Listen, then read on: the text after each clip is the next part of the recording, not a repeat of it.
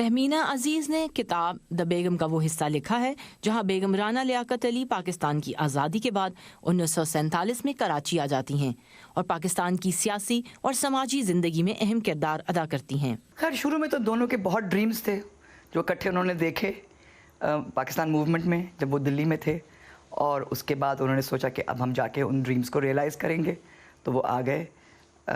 بہت ان کو وقت نہیں ملا اکٹھے بیکاز وہ بہت جلدی چلے گئے۔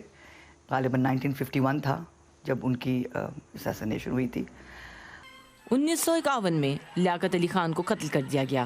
تہمینہ کہتی ہیں کہ ان کی وفات سے جڑا ایک عجیب واقعہ بیگم رانا کے مزاج کا پتہ دیتا ہے۔ جس دن ان کی اسیسینیشن ہوئی وہ راولپنڈی میں تھے، وہ کراچی میں تھیں، تو جب ان کو اطلاع ملی ظاہر ہے she was in a state of shock, لیکن ان کو اس دن یا غالباً اگلے دن وہاں پہ ایک چھوٹا سا ہاسپٹل تھا، وہی مشنریز چلاتے تھے، اس کی انوگریشن کرنی تھی، اس کی بلڈنگ کی، تو انہوں نے پھر ظاہر ہے اس کو کینسل نہیں کیا، لیکن ریڈیو سے انہوں نے خطاب کر کے وہ انوگریٹ کیا، اور اس نے کہا کہ لائف مسٹ گو آن، مشن مسٹ گو آن۔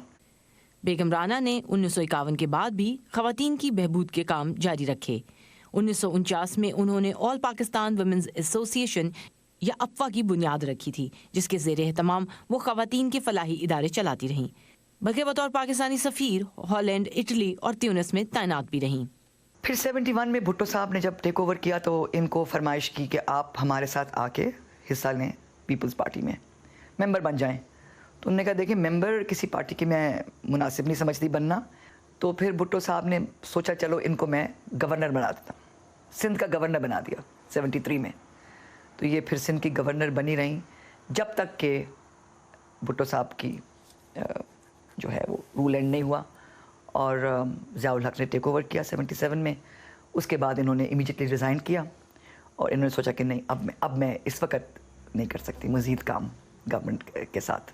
تہمینہ کہتی ہیں کہ بیگم رانا کو علامتی طور پر یاد رکھا گیا، لیکن بدقسمتی سے ان کی زندگی کے عملی پہلوؤں پر زیادہ بات نہیں ہوتی۔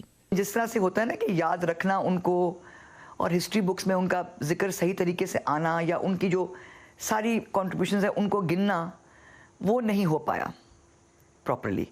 اس لیے یہ کتاب ایک قسم سے اس ویکیوم کو فل کرنے کے لیے بھی ایک رول ادا کرتی ہے۔ بیگم رانا کے پاس پاکستان میں کوئی ذاتی جائیداد نہیں تھی۔ انہوں نے اپنی زندگی ایک سرکاری مکان میں گزاری جہاں انہیں تاحیات وظیفہ ملتا رہا۔ ان کا انتقال کراچی میں ہوا۔ گیتی آرانیس، وائس آف امریکہ، اسلام آباد۔